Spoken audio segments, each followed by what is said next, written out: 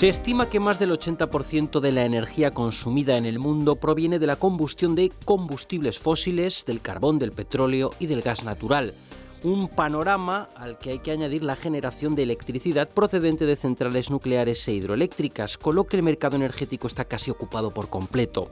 De ahí la importancia de que fuentes alternativas de energía vayan complementando y, en su momento, suplantando este modelo. La comunidad científica trabaja en el estudio, la investigación y la mejora de las energías alternativas, y en los laboratorios de la UNED también se innova en este terreno. Hace unos meses conocíamos cómo una pila de combustible elaborada por investigadores de nuestra universidad era capaz de generar más potencia con menos combustible. Se sigue trabajando en la mejora y optimización de esta técnica, así como en el terreno de su desarrollo comercial. De este proceso apasionante, así como de otras cuestiones relacionadas con las energías renovables y con el actual panorama científico, vamos a conversar con Pedro Luis García Ibarra, catedrático del Departamento de Física Matemática y de Fluidos y miembro del equipo que ha desarrollado la pila de combustible. Creo, profesor, que lo primero que deberíamos hacer es conocer qué es una pila de combustible. Sí, se ha escuchado mucho hablar de pilas de combustible, del coche que funciona con pila de combustible, la bicicleta, la moto, en fin, muchas aplicaciones. ¿Qué es la pila de combustible? Es un medio de generar energía eléctrica de forma directa. Es decir, habitualmente lo que se hace es generar energía eléctrica a partir de un calor, trabajo mecánico, algo que hace mover una dinamo y esa dinamo genera electricidad. Con una pila de combustible, al contrario, es un dispositivo electroquímico. Se parece más a las baterías, a las pilas que utilizamos normalmente. Lo que ocurre que de lo que se alimenta, de lo que se genera esa electricidad, es a partir de gases, igual que en combustión. O sea, se parece un poco a la combustión, se parece un poco a las baterías electroquímicas. Pero esencialmente es una batería electroquímica. Es decir, que se está produciendo una reacción química, igual que en la combustión, en donde los diferentes compuestos que hay ahí se intercambian electrones, se rompen unas moléculas, se generan otras y se intercambian electrones. Mientras que en la combustión eso se produce in situ, un átomo o unas moléculas rompen, se generan nuevas moléculas y en esa generación de nuevas moléculas hay intercambio de electrones. En estas pilas electroquímicas ese intercambio de electrones se hace a distancia. Por un lado, tenemos un electrodo, por ejemplo, donde va el combustible, y otro electrodo donde se alimenta, donde va el oxidante, que puede ser el oxígeno del aire, por ejemplo. Y el intercambio de electrones se hace entre uno y otro a través de esos electrones que están conectados por un hilo conductor, y así se genera la corriente eléctrica. Es decir, cada uno, por su parte, uno cede electrones, que es el hidrógeno, y otro capta electrones, que es el oxígeno. Pero se hace separadamente, y eso es lo que permite, por lo tanto, hacer una corriente de electrones por un hilo conductor. Hagamos un poco de historia. ¿Cuál ha sido el origen histórico de este tipo de pilas? Sí, como ya digo, esto va muy ligado a las pilas electroquímicas, que todos hemos escuchado hablar de Volta, la pila de Daniel. Es decir, que eso fue a principios, mediados del siglo XIX, fue la primera vez que la humanidad pudo realmente generar electricidad de forma controlada, con estas pilas electroquímicas, con estas baterías. Lo que ocurre es que, llegó Faraday, un poco por esa época también, un poquito más tarde, descubrió la dinamo y dijo, yo dándole vuelta a esta manivela, genero electricidad. Y eso, claro, es mucho más sencillo que andar con una reacción electroquímica. Y se ha tirado por ahí. De manera que las pilas electroquímicas se han quedado como algo secundario para aplicaciones contadas. Y parte o una de esas pilas electroquímicas son las pilas de combustible, que también aparecieron por el mismo tiempo, digamos, a mediados del siglo XIX. Se vio que eso se podía generar una corriente eléctrica, no ya con unos compuestos químicos en fase líquida, digamos, que es complicado de manejar, sino con gases, hidrógeno y oxígeno, sin más. Entonces, sí, por aquella misma época, digamos, el fenómeno se vio y desde entonces pues se ha ido desarrollando. Se utilizaron pilas de combustible en las misiones Apolo para generar electricidad y se siguen utilizando porque es un medio cómodo. Lo que pasa que están muy por optimizar. Es decir, no sería hoy en día, no son, o empiezan a ser quizá, pueden empezar a competir ya, digamos, con la otra forma de generación de energía. Pero todavía cuesta. Son formas de generar energía que están basadas en una serie de componentes, hay que desarrollar nuevos materiales, en fin, todo eso lleva tiempo. Y hoy en día pues hay unos problemas de duración, sobre todo de materiales, que son sobre todo lo que hay que solventar. Le iba a preguntar precisamente por eso, por actualmente en qué aplicaciones se traducen este tipo de pilas. Bueno, aplicaciones todavía hay varias aplicaciones, pero digamos que está por ver. Es decir, el problema es que todavía hay muy poquitas pilas comerciales realmente, y digamos tan poquitas que podemos decir que todavía no están en el mercado. O sea, uno no puede ir a un centro comercial y decir, voy a comprar una pila de combustible. No, hoy en día comprarse una pila de combustible cuesta mucho dinero y es una especie de inversión que se hace para demostrar algo, pero no porque realmente salga rentable. Es decir, no son todavía comerciales.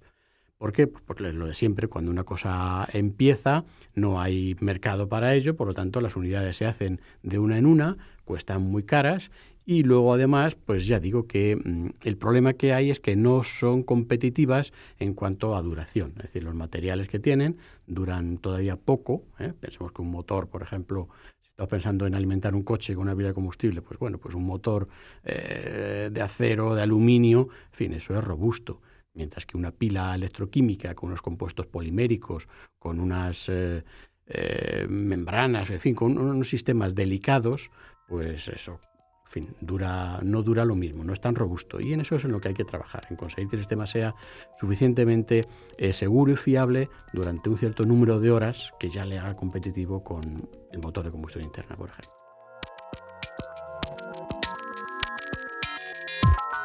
Profesor García Ibarra, ¿en qué consiste el método que ha desarrollado su grupo de investigación con respecto a esta pila de combustible? Sí, ya digo que hay muchos aspectos que hay que mejorar y que hay que optimizar, ¿no? Nosotros estamos en uno de ellos, que es el uso eficiente del catalizador. Es decir, que, como comentaba antes, estas reacciones de intercambio de electrones en las pilas electroquímicas en general y combustibles en particular se produce separadamente. Es decir, uno tiene que el combustible tiene que ceder electrones y el oxígeno tiene que tomarlos. Pero eso no se hace así como así. La molécula de hidrógeno, por ejemplo, y la de oxígeno son moléculas también muy estables que están compartiendo sus electrones y no dan electrones así como así. En combustión, ¿qué se hace? Pues se genera energía a temperaturas muy altas y las propias colisiones con unos átomos con otros se rompen y eso facilita la reacción química que es la combustión. Aquí no. Aquí cada uno va por su lado. El hidrógeno va por un electrodo y el oxígeno por otro. Y bueno, pues a priori, ¿por qué? ¿Cómo vas a conseguir que te den sus electrones? Bueno, pues eso es gracias a los catalizadores. El catalizador básico es el platino y el platino tiene la propiedad de que cuando se absorbe sobre él hidrógeno por un lado, oxígeno por otro y otros muchos gases, esa absorción que puede ser puramente física por una atracción de fuerzas de corto alcance, al poco tiempo se traduce en una interacción ya química. Es decir, que la molécula de hidrógeno comparte sus electrones con el mismo platino. Hay una especie de enlace ya químico con el platino. Igual pasa con el oxígeno. Es decir, las moléculas de hidrógeno son dos átomos de hidrógeno, están compartiendo su electrón. Ahora, cuando llegan y se absorben sobre el platino, en vez de intercambiar su electrón con el otro átomo de hidrógeno, dicen, no, déjame mi electrón, que prefiero compartirlo con el platino. Es decir, esa estructuración es energéticamente más favorable. De manera que dejan su electrón en esa nube electrónica que tienen todos los metales, concretamente el platino, por un lado, y en el otro lado, en el otro electrodo, el oxígeno hace lo mismo. También está ahí. Y claro, como el oxígeno tiende es más energéticamente favorable también el que tome él electrones de un cierto entorno, pues él es capaz de arrancar electrones de los electrones del mismo platino, por un lado, mientras que por el otro los está dando el hidrógeno. Y así se crea esa corriente de electrones desde donde está el hidrógeno a donde está el oxígeno. Entonces, eso no lo hace cualquier material, lo hacen estos catalizadores, concretamente el platino es el mejor. Lo malo es que estos catalizadores pues, son caros. Es una mala pata, podrían ser baratos, pero no. Son metales escasos y por lo tanto, y otro tipo de compuestos, son metales raros y que cuestan muy caros. Nosotros estamos utilizando el platino y entonces lo que se trata es de utilizar cuanto menos platino mejor, porque el platino pues, es muy caro, ¿no? Entonces, ¿qué tenemos que conseguir? Pues ofrecer una superficie, tanto al hidrógeno y al oxígeno, donde puedan aterrizar y donde puedan intercambiar sus electrones con el platino. Claro, contra más superficie de platino tengamos, más eficiente va a ser eso. Entonces, si uno consiguiera tener, digamos, una capa molecular de platino suficientemente arrugada para que ocupe poco espacio, pues eso sería lo ideal, ¿eh? Y un poco eso es lo que hacemos nosotros. Es decir, los catalizadores normalmente se dan en forma de nanopartículas, partículas en el rango nanométrico, partículas muy pequeñitas, donde hay pequeñas porciones recubiertas de platino. Y con nuestro sistema lo que hacemos es hacer una estructura a esa escala nanométrica de esas partículas de catalizador, de manera que hacen como una esponja, digamos, y hay una gran superficie de platino que se queda expuesta. Y eso es muy importante, porque si el platino, esas partículas catalíticas que contiene el platino, simplemente pues se dan, la gente lo hace en muchos grupos, pues como quien pinta una pared, ¿eh? Bien, pues eso al final te queda una capa que es catalítica, pero claro, unas partículas tapan a otras, y entonces no es tan eficiente porque no hay tanta superficie expuesta a que pueda ser utilizada el hidrógeno-oxígeno. Nuestra forma de depositar estas partículas de catalizador es tal que se crea pues eso, quizá el símil sea el de una esponja, la entiende todo el mundo, pero con unos poros a la escala nanométrica. Es decir, que siempre hago un huequecillo por donde se puede colar ahí el hidrógeno o el oxígeno y encontrar platino para intercambiar sus electrones. Eso hace que con mucho menos platino de lo que se utiliza en otros grupos, nosotros conseguimos pues las mismas potencias. Uno de los grandes logros de esta pila de combustible es que se ha adelantado al objetivo de potencia marcado por el Departamento de Estados Unidos. ¿Puede comentarnos este aspecto? Sí, esto viene a lo que acabo de decir. Es decir, que si conseguimos con mucho menos platino que esta reacción tenga lugar de forma mucho más eficiente o mucho más veces, digamos, por milímetro cúbico, casi sería aquí por nanómetro cúbico, claro, pues estamos generando con mucha menos cantidad de platino una cierta cantidad de potencia. Bueno, lo que hace el Departamento de Energía americano es todos los años, no solamente con pila de combustible, sino con muchas áreas de la ciencia ligadas a la energía en general, publicar una serie de objetivos, que es lo que se trata de que vaya avanzando todo el mundo. Lo hacen realmente para Estados Unidos, pero claro, pues todo el mundo está un poco mirando esos objetivos de potencia y de todo. Lo que se presentan son una serie de objetivos que permitan ver que se va avanzando en todo tipo de mejoras, digamos, de generación energética, en el caso particular. Y para pilas también. Para pilas, pues igual, las dividen en las diferentes clases que hay, diferentes tipos de pilas según los materiales que se utilizan, y ven cómo está el estado del arte en la actualidad y dice, bueno, pues esto para que vaya bien, dentro de 5 o 10 años, se van poniendo objetivos por años y por tiempo, pues uno tendría que generar tanta potencia o tendríamos que ser capaces de que duraran tanto tiempo. Entonces ponen unos objetivos por ciertas metas que luego se va revisando con el tiempo. Una veces se ve que efectivamente se sobrepasa y, bueno, pues poco optimistas, otras no, y en la mayoría de las veces pues es demasiado optimista y tienen que ir luego retrasando esas metas, ¿no?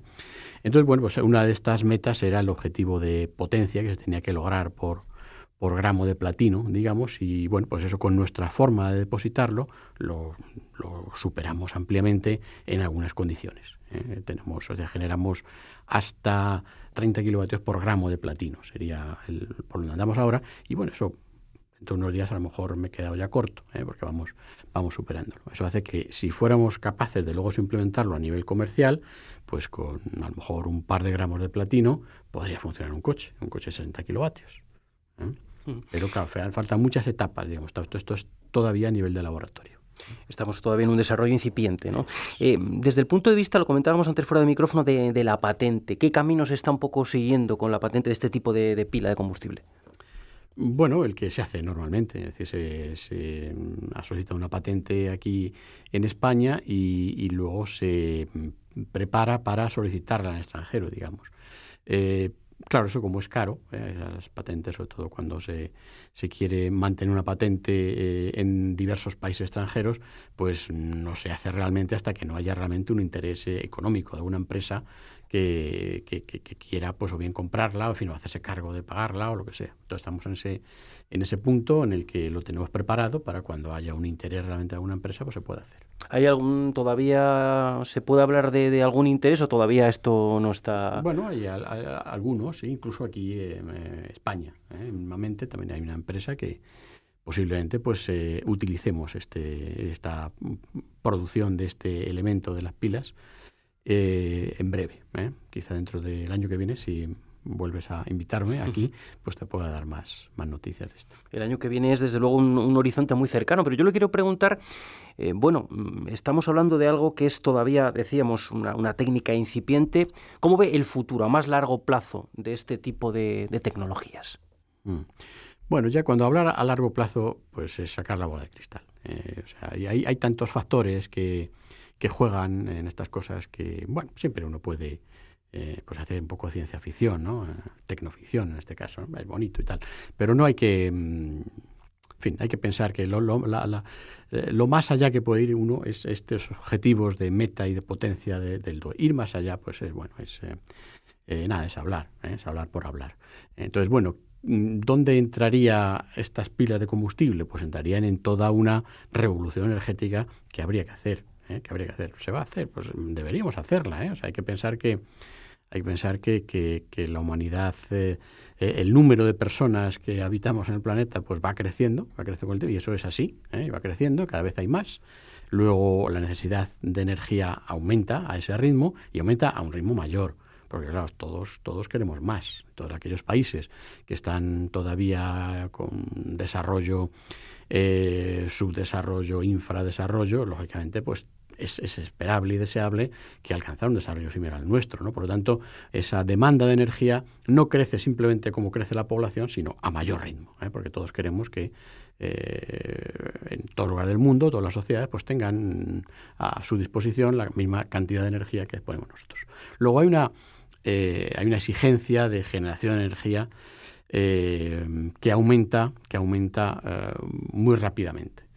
Y claro, pues eso con las formas actuales de generación energética pues da muchos problemas. Claramente los combustibles fósiles tienen un horizonte también porque tienen una cantidad finita de ellos, aunque no está tan cercano como se habla por ahí, ni mucho menos.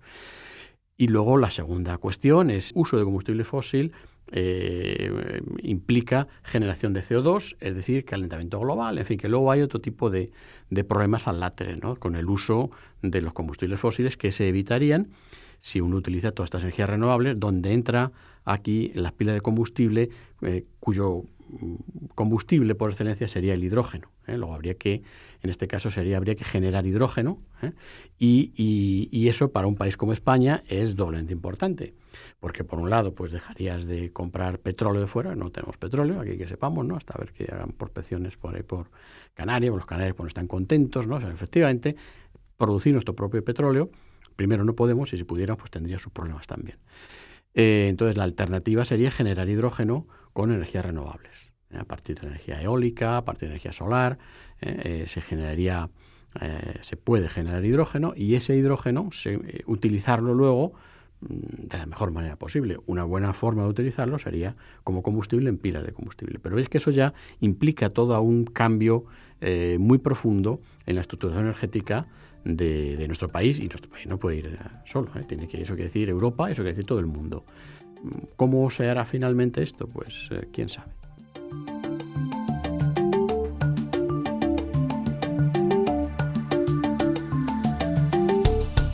Profesor García Ibarra, me gustaría ahora que nos diera su visión sobre el futuro del modelo de energías renovables en España, ahora que se está en un proceso de revisión. Sí, eso se ha implementado de diferentes formas, ¿no? En los diferentes países. Claro, desde luego, tener algo subvencionado pues no es bueno. A lo mejor es bueno un cierto tiempo, pero claro, no puede ser una cosa ahí. Si algo subvencionas, pues el dinero tiene que venir de otra parte, ¿no? El dinero se tiene que generar en algún sitio, no puede estar siempre consumiendo dinero, ¿no? Y las energías renovables, pues hasta ahora estaban subvencionadas. Pues estaban muy bien para la prensa, para salir por la televisión, pero realmente no estaban generando nada, pues lo estaban consumiendo, estaban pagándose esa energía, ¿no?